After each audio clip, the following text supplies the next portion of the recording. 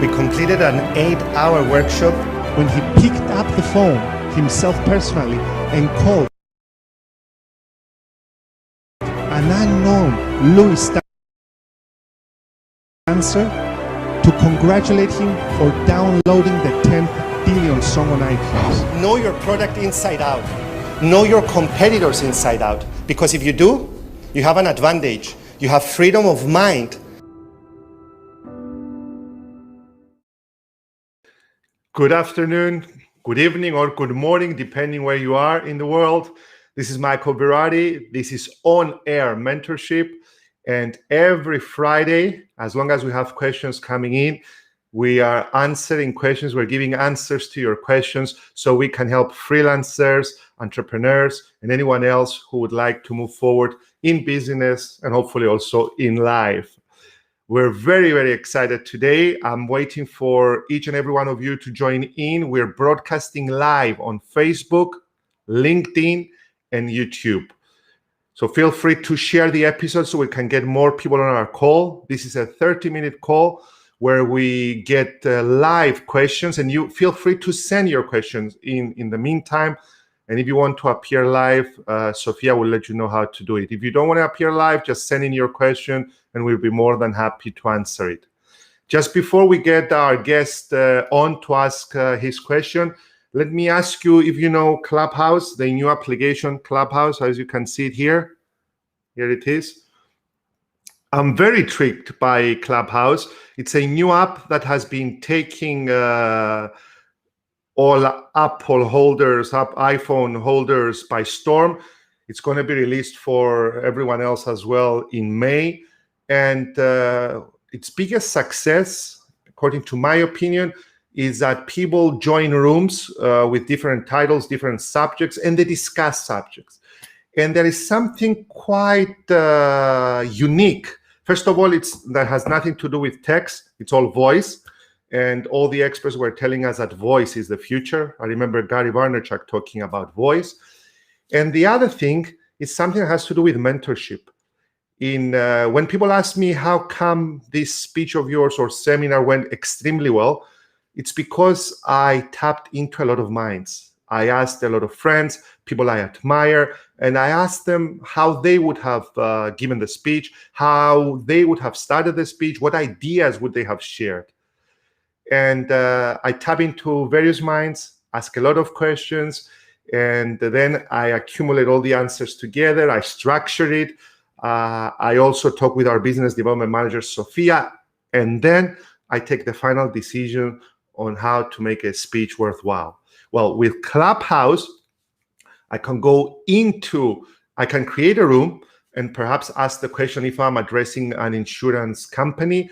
I can say, what do you believe the attributes of the successful trusted advisor or trusted insurer would be in this day and age under the current circumstances?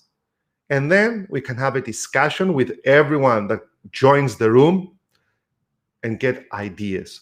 Well, mentorship is all about exchanging ideas with people who have marched onto that road, people who have been there, got the t-shirt and done it, or with people who have heard about it, experienced it through other family, friends, or coworkers. Well, mentorship is not Michael providing the ideas for you. It's not Michael being the professor, but it's a two-way process. And part of what I'm doing with my mentees on a face-to-face basis and through on-air mentorship is exchanging ideas. Because as an American guru once said, if I have €1 and you have €1 and we exchange it, we both end up having €1 each.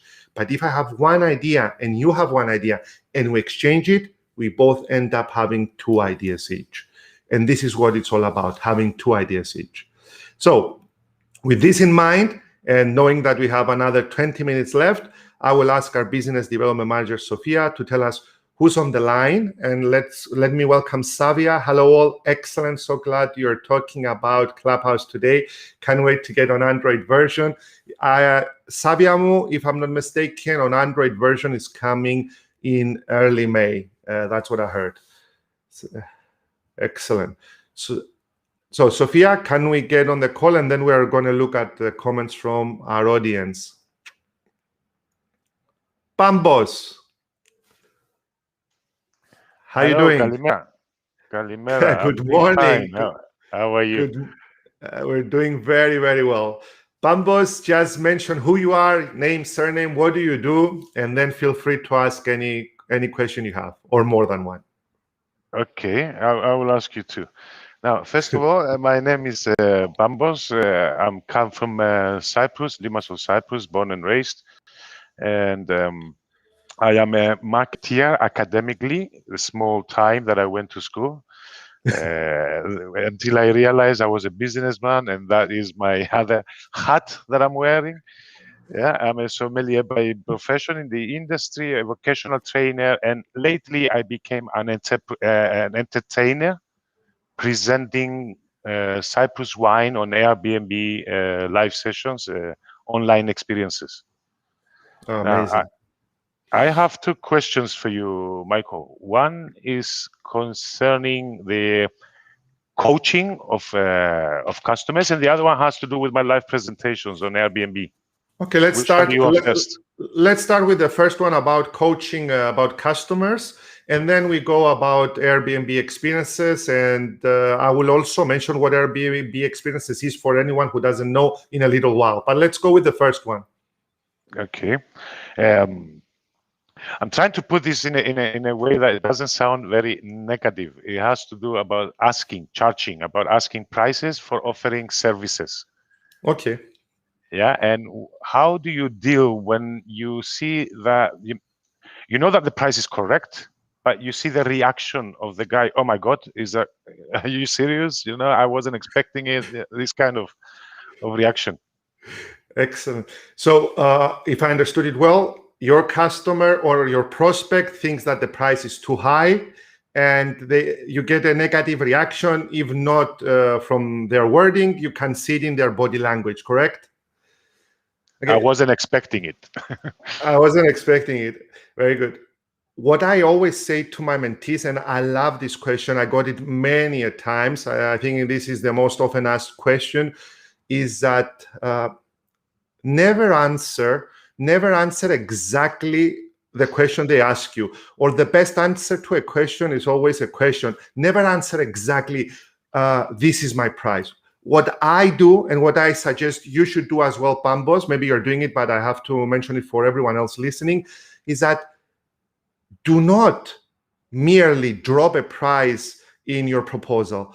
What you will do, or what you should do, is study your customer very well. And that's why I never drop a price whenever they ask me, Michael, how much will it be for that seminar for 20 people? I never answer this on the first call. I always say that it doesn't cost anything if it doesn't suit your needs. Allow me first to ask some questions to deeply understand what your needs are, and then I will come back to you with your investment, not your price, with your investment. So the deeper the questions the deeper the questions that you ask, and the more the person on the other end will realize how much you understand, how much you know, and what value will bring forth. And in the case of a recent customer, when he asked me, how can you help our leadership team? How can you help our leaders march forward? Instead of telling him, we will run a psychometric test, I sent him a complimentary psychometric test. He's done it. It was a test that was worth a lot of money, to be honest with you. It was an investment on my side. And then I sent him back a 40-page report. And I also asked him to come on the phone for 1 hour, Pambos, for 1 hour. 1 hour. I invested 1 hour. To cut a long story short, we started working with this company. Yesterday was my first day there. And I've proven value before I even quoted a price for his company. So prove value. In your case, I would You gave him a demo. I gave him a demo. And in your case, because it's social media, I would go to my customers, study their values, their mission, look them up, and then before I quote, or during my quotation, during my proposal, I will prepare a small advert. I will prepare something. I would even go as far as buying their typography, which typography you think this customer should be using. And if they won't use you, give away the typography for $17 or whatever and tell him, this is how I envision our first post.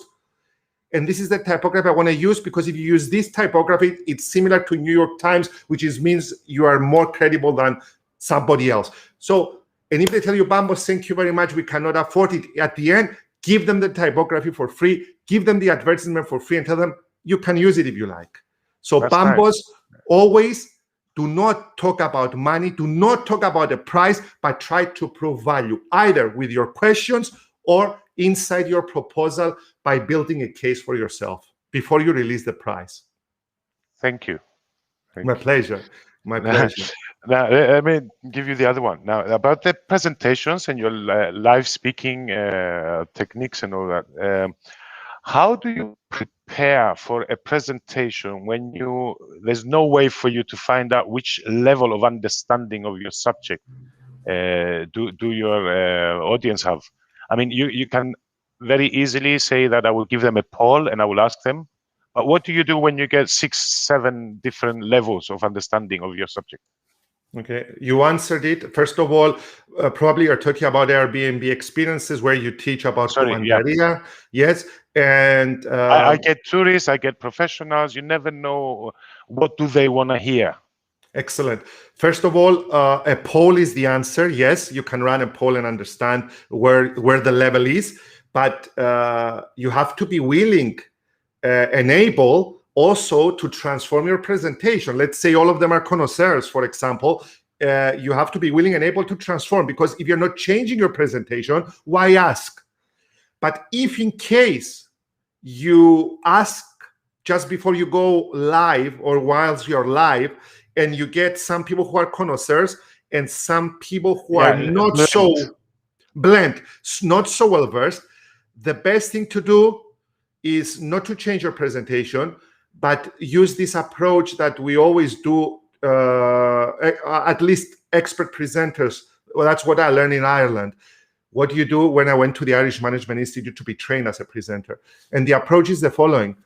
For those of you who are very well versed, who are connoisseurs in Comandaria, please bear with me for 1 minute as I explain the basics to the rest.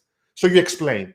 And for those who are at the basic level, please bear with me for 1 minute whilst we analyze one of the abbreviations when it comes to Comandaria, and then you bring them in. So you talk to both audiences by asking for their patience. The best thing, though, to do is to know beforehand what audience you'll have. Yeah, sorry, I'm consuming your time. Do I put people on the spotlight in that way? Like, you are a connoisseur and you are an amateur, or, do I mention names? Do I? No, you don't mention names. You don't mention names. Bear with me for those of you who, but no, you don't. You are talking to their patients and you are involving them by telling the experienced ones, allow me to explain. And you are telling those that are not so experienced to allow you to talk to the connoisseurs. But the best thing of them all, Bambos, is to know your audience beforehand.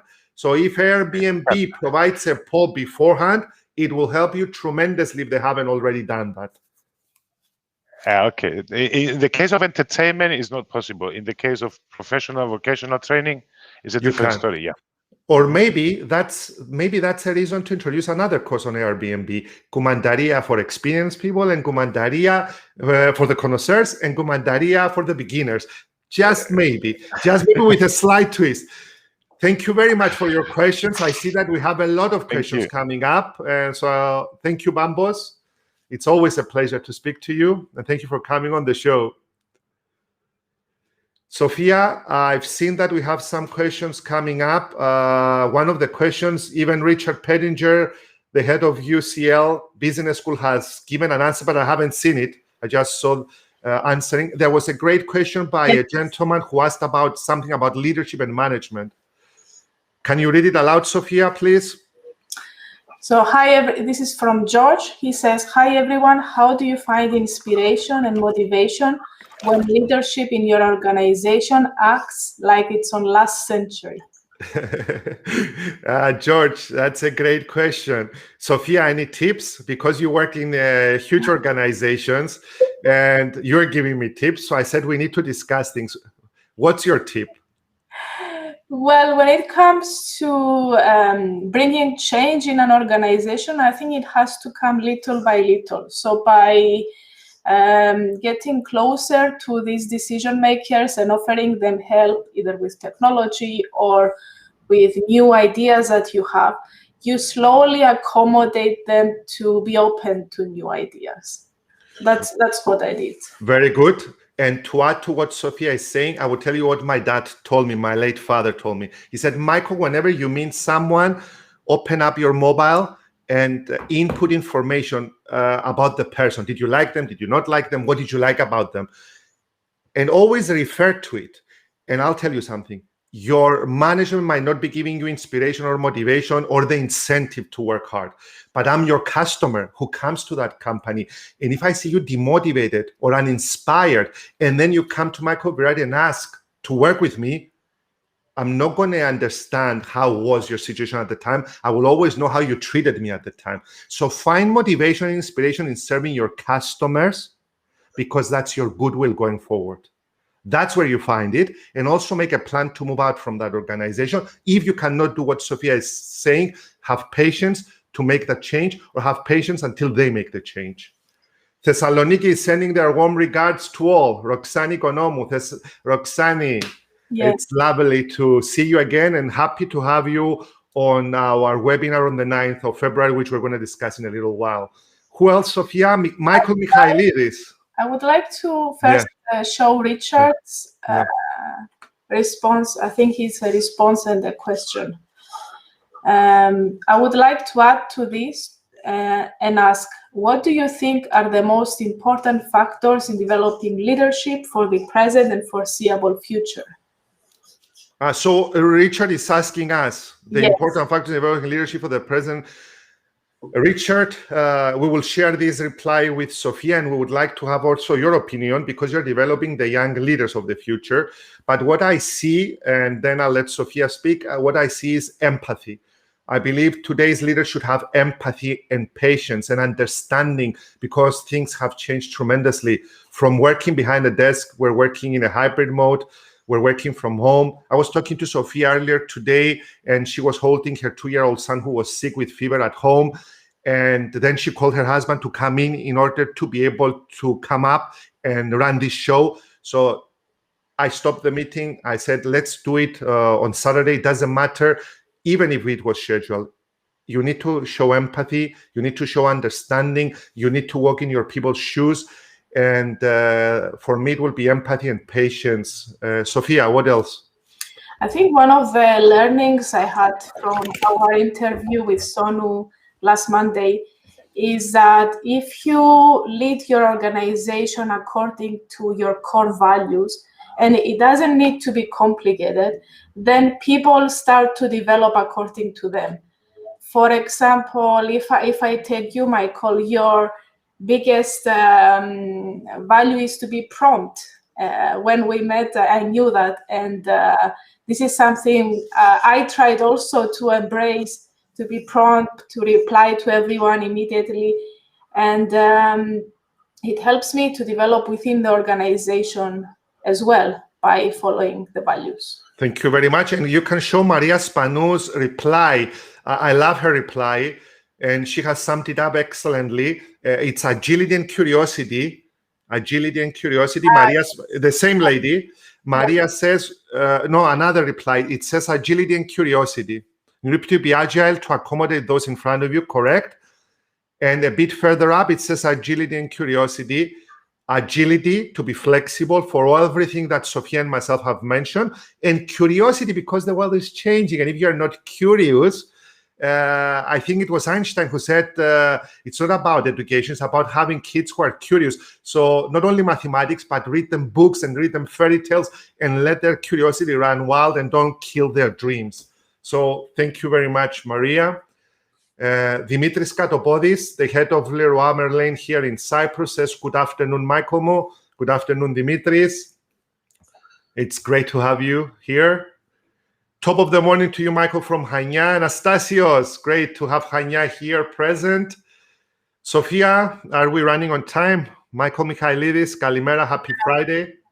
We are at the 20-minute mark. Okay, can you please make any announcements that we have about YouTube to subscribe, or a newsletter, a brand new newsletter if people want to receive it, and also about our webinar with Jeffrey Gitomer, please? Yes. First of all, let me start by saying I see some of you in the audience here. You will be joining us next week in the webinar with Jeffrey Gitomer. So I'm really happy about that. We are having a webinar that is going to be lasting for 1.5 hours, probably more, where we will teach on how to take a sales leadership position in the new economy. As you know, the world has changed and we have to change with it. We have 5 seats left, if I'm not mistaken. We are almost full. So if you're interested, please hurry up. I will show you the link here. Also, until Sophia shows the link, let me say the 3 pillars we're addressing. First and foremost, the 5 new skills that you need to develop in order to take a sales leadership position. Then we're going on how to nurture existing customers and keep that relation going, but also strategies on how to prospect, on how to attract new customers. So the king of sales, Jeffrey Gitomer, who is my first-time mentor other than my father, the person that I saw in 1999 on a stage in Charlotte, North Carolina, and I was mesmerized, is pairing up together with us in order to deliver this webinar, which is almost sold out. There are only 5 seats, as Sophia said, left. And there's the link there. And we can also drop it into the comments below. Yes. But also, what else do we have, Sophia? Anything about YouTube and the newsletter? Because people are asking me. Yeah, so we are offering a lot of value these days. Every Monday, we have the Jumpstart Monday, where Michael is talking about a book, a course, and a proverb that inspired him and educated him. And this is live every Monday morning on all the platforms, just like this one, at 9:25 Eastern European time. Then we have a new newsletter that is going to you every 2 weeks. We have already sent the first one. People loved it. And we are sending the next one next Wednesday. So if you are interested, either email me or I will put the link when we finish so you can sign up. Great. Excellent piece of advice, Sophia and Michael. Thank you, Christine. And Richard Pellingers, thanks us so much. Absolutely terrific and a real pleasure to hear from all of you. Guys, feel free to share this episode so other people will also be getting our answers to burning questions. We will be very honored if you share it.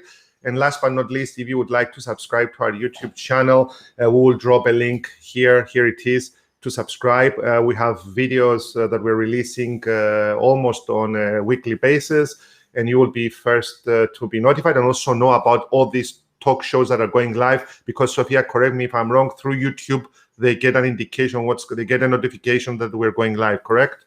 Exactly, you get a notification and then you can watch it full whenever you want. I think when you're watching the live on YouTube and Facebook, it's not so easy to scroll or to navigate it. So please subscribe on YouTube. It will be much easier to watch this episode. Thank you to all. Have a great weekend and a productive week starting on Monday. Take good care.